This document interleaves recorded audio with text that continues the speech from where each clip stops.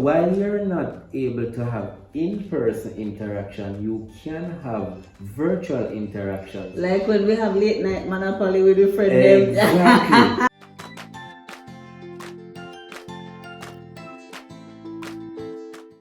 Welcome back to our channel. I am Terry and Elaine. And I am Lowenfield Elaine. And we are here to share with you tips and tricks of how we navigate through our journey right here on Autistic Edge.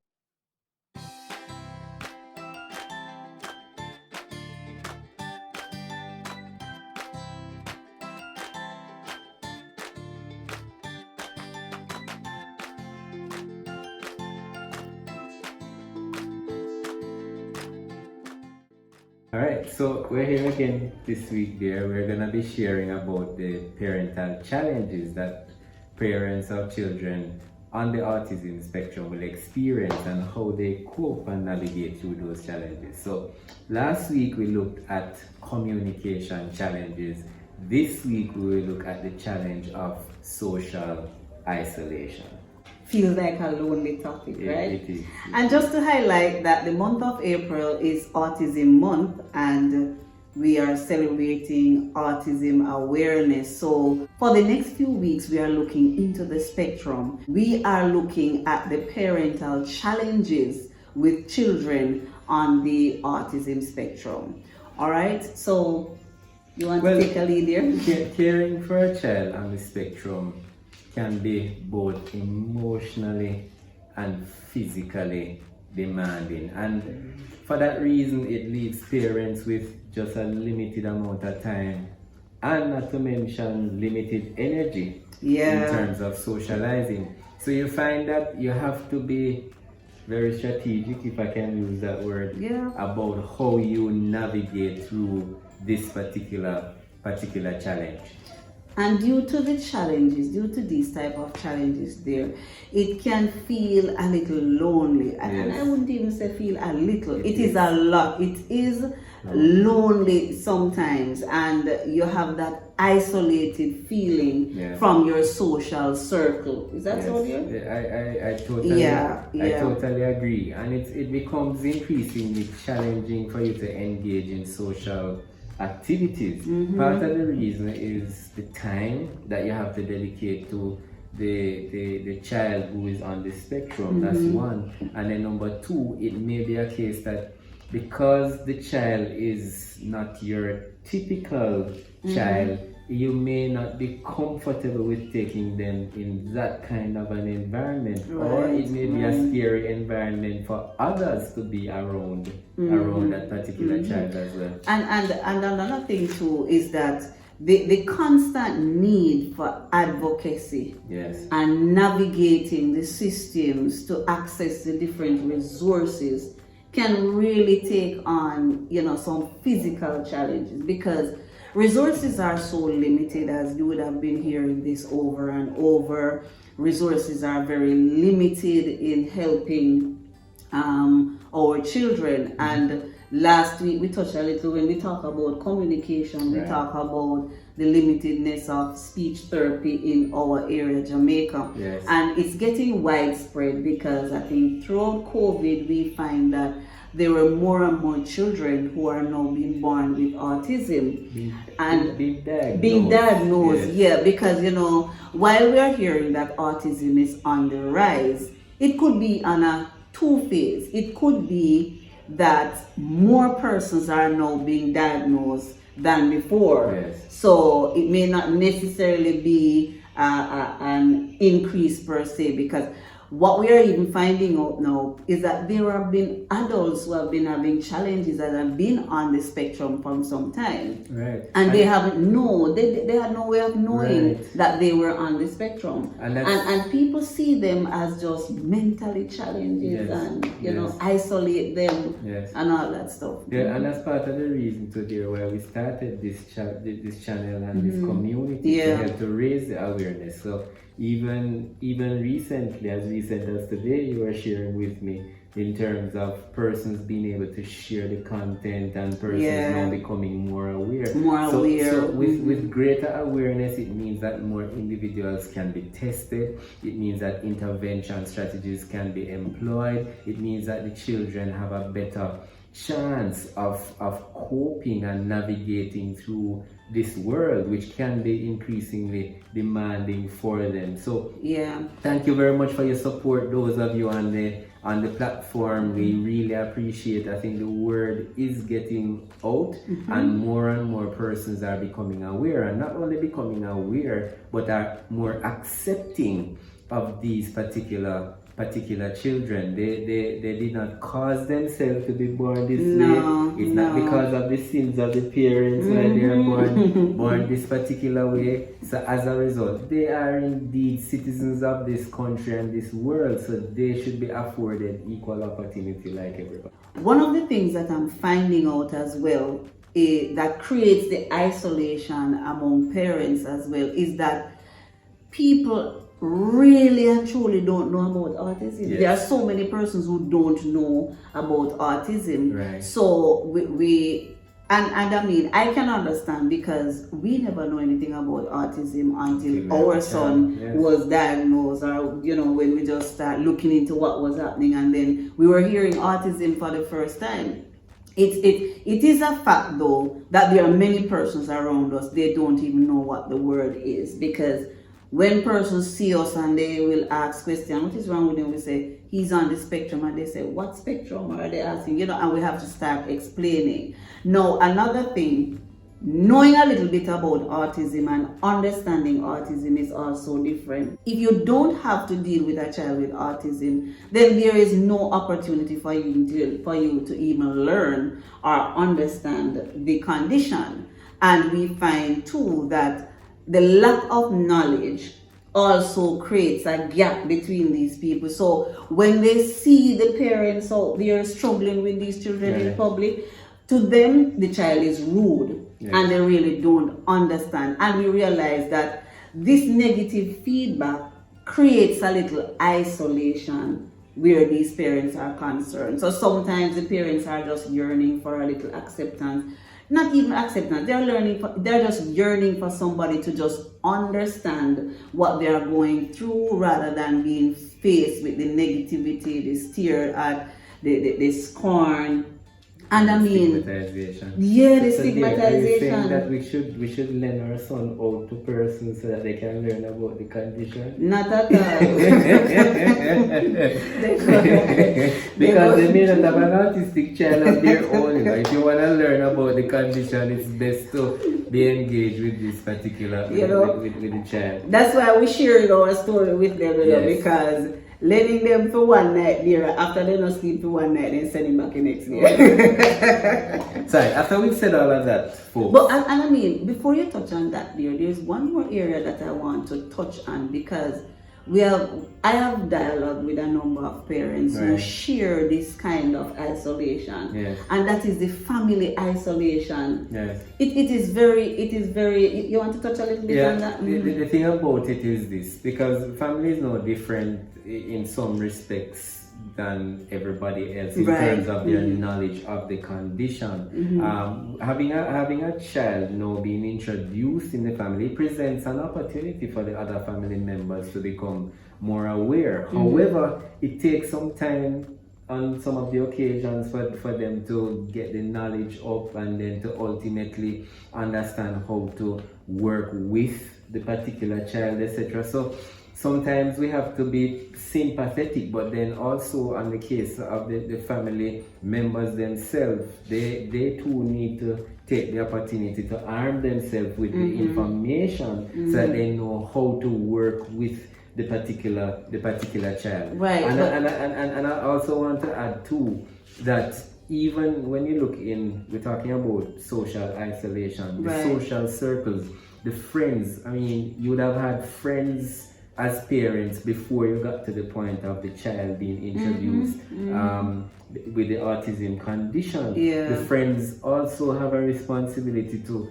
learn about the condition so that you can help your friend to navigate through this particular journey. So it's a holistic approach Well, it is sad though that what is happening to a number of persons with children on the spectrum is that they find that more and more they have lost their friends. Yes. So friends no longer want to go out with you because you have this challenge or you have this handbag that they're not gonna go out with and stuff. Sad to say, it's a similar thing when it comes to family. You may find some family gatherings you may not get to go. You understand? So we don't want him and him bad be getting picnic or him broke bad picnic if we come mash up with whatever it is, and that leaves you, very isolated. And a lot of times, and we have heard this quite often as well, where there are parents who would say they don't get the support from their family members. It's real, and it puts you in frustration, despondency, and the more and more that kind of feeling spell depression with some very large capital letters. Yes. So now we're going to share some tips that you can use to navigate this challenge of social isolation. So the first tip there is to have a support network. Right? Yeah. So important. It is very important. So children, parents of children on the autism spectrum, they'll benefit from support groups. Ensure that you get connected to a group or a particular community that you can share your experience and learn from the experience of others. And that's why we started this particular channel as a community, and it's a growing community where we are here live sharing with you our challenges and our journey. And many of you have reached out to us to say, this is what I'm going through, how can we help? And we swap stories. And we are also part of multiple support groups as well. And we are very active in our support groups. We share information in our support groups, and we cheer the other parents along. Now, there is nothing that feels as self-satisfying when you are sharing common interest with persons. And one of the things that creates the isolation is sometimes when you are going through these challenges, there's nobody to talk to, because most of the persons around you may not even understand the condition. So when you are talking to them, it may sound more like you are complaining.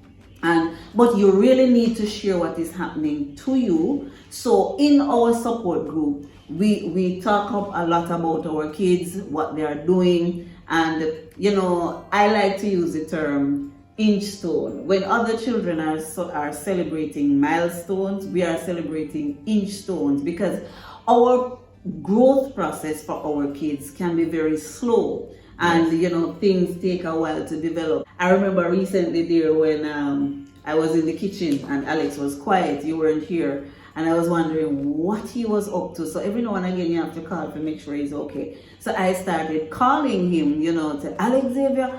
And I just hear this beautiful voice behind me. Yes, mommy. And let me tell you something. My head swell. It feels so good to hear my non-verbal child actually saying, yes, mommy, without prompting or anything. So, that every parent will call me after that. Me have to tell them about, this milestone that we get, and how beautiful, because it was a moment to celebrate. Of course. But for persons who don't have the experience, they would not understand. Yes. Somebody else who have a child that is talkative, they wouldn't even understand. Oh, he's 12-year-old, 13-year-old, so he should be talking. What is so big about that?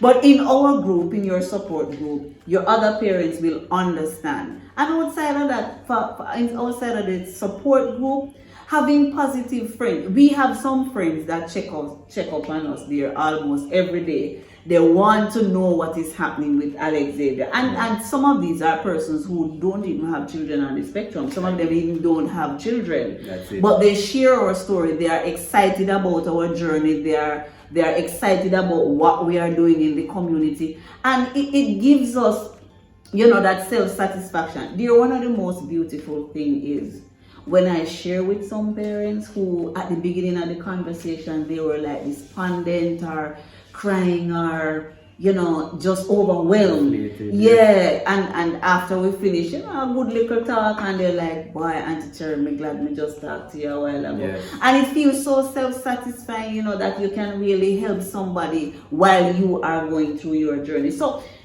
get a support group, find somebody to talk to. Don't keep it all by yourself, but just make sure you find the right people so you don't feel too ashamed. You need to let this out. I agree. You want to say anything else around that? I agree. No, not on that particular Okay, one. all right, go right ahead. Move on to this other one because it's one that a lot of people don't do enough of.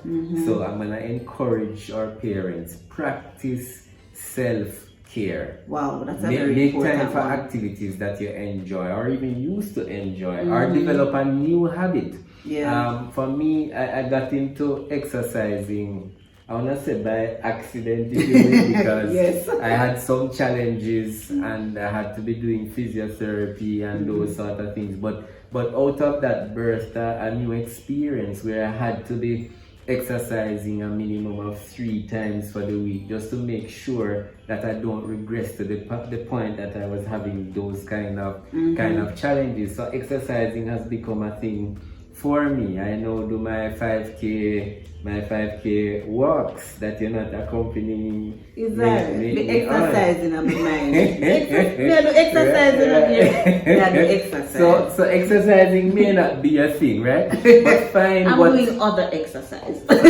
find what is your thing and make sure that you do that. So it may be reading, it may be watching or playing playing sports. Well, guess what, dear? Yes. It's gardening for us. Or gardening. Just remember, you cannot pour from an empty cup. You have to fill yourself in order to be able to take care of your spouse and to take care of the child that is on the spectrum, or if you have other children. So I implore you, ensure that you practice self-care. Yeah.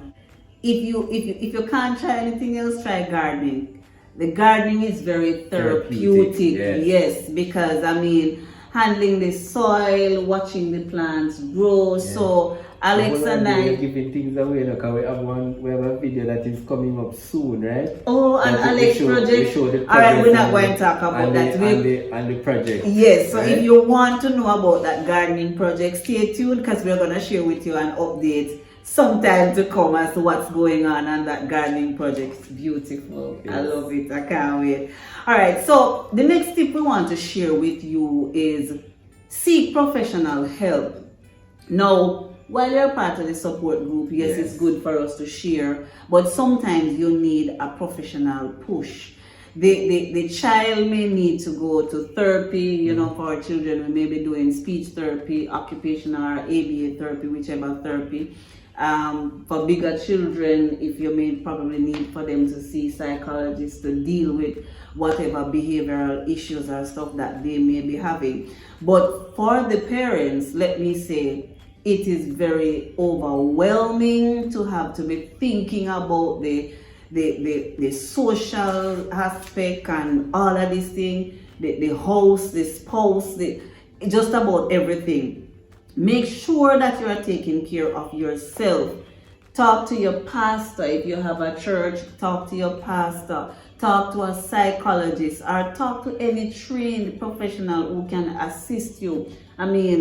Talk to your pediatrician, your child's doctor, or even your doctor. Yes. Make sure that you don't, for some persons, they feel that for them to go to a counselor is when things is falling apart and all of that. Sometimes you just need that moment to just share what's on your heart. And especially for persons, if you don't have a strong support group and you don't have anybody to talk to, make sure that you get a professional person to talk with, because it's not an easy road. Yeah, I want to add a point here. Right? Go ahead. Most times when you're physically unwell, persons don't have a challenge running to a medical doctor to get a prescription. True, yeah. But when you're having this mental kind of challenges and emotional kind of challenges, you need to seek care for that and seek professional care. Yeah. And I'm happy that we're living in an age where mental health is paramount, and persons are being more careful about protecting their mental health. And I'd encourage you, because having a child on the spectrum, we said it earlier, can become emotionally draining. You have to seek that professional assistance if indeed you find that there is a need. Yeah, and I mean, this next one now here, work on the child's independence. Wow, But somebody I like might that say, one. I thought that this video is about the parent and how the parent cope with the challenge of social isolation. So let me stitch it together for you. Alright, go right ahead. Stitch it on the machine. when you work on the child's independence, it now becomes, it creates a situation now where the child, him or herself, can be pulled into some of these social situations which were probably before they were awkward, but now they find themselves being able to adapt to that particular situation. That's number one. Number two, it may be a case that you are now able to get care for the child, because most persons, they tend to shy away from caring for these children because they don't know how to navigate. The more independent the child is, the more likely it is that somebody will say, okay, I'll put my hand up. I will offer care for the particular child. And that's a very important point you made there, because here is what. Most time, if the child tend to be a little bit more disruptive, you may find that it's difficult for you to have caregivers that will stick around very long, because it can be emotionally daunting on the caregivers as well. Correct. I mean, we as parents, it's our child, but just think about somebody who, it's not their child, but they are working with the child. It can be challenging for them as well. In working on your child's independence, this is the area where you want to build on their life skills. Your occupational therapist, along with your ABA therapist, the activities that they do in those areas, partnering, will help to increase the child's independence. And I mean, the more independent the child is, the less needy they will be on you, and you can get a little break. Exactly. Right. Exactly. So our final tip in this particular area is use technology. Now, technology there? Yes, technology have to do with isolation. I'll show you. Alright, over here. So we're in an era where technology is immersed in all of our day-to-day activities. And as we look at social isolation, it may mean that there is less in-person I see where you're going with interactions that are taking place with parents. So while you're not able to have in-person interaction, you can have virtual interactions. Like when we have late night Monopoly with your friend. Exactly. So what you do is you play games with your friends and you have them online. Yeah. If you find yourself becoming a little bit overwhelmed and so on, pick up the phone and call somebody. Video call somebody who is able to accept a video call and things. You have Zoom and all these things. You have Zoom and WhatsApp and all these things. So to help with the interaction. So and the beauty about it is that you can connect with persons who are, it doesn't matter where they are on the globe. The globe has shrunk, meaning it's almost like persons are right next to you. So use up the technology. You don't have to be isolated. Even if you're physically by yourself, you don't have to be isolated. So ensure that you use up the technology. And there's one thing I would want to say is, don't mask your feeling. Yes. There are times, you feel down. It's okay not to be okay. And I think we have said this before. Yes. It's okay not to be okay. It won't rain always. We won't have sunshine always. Yes. So when you're having these moments that you're feeling down, don't neglect them.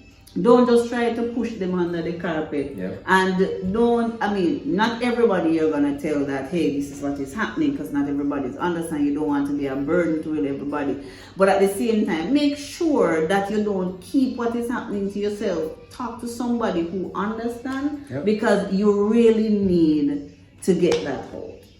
I agree.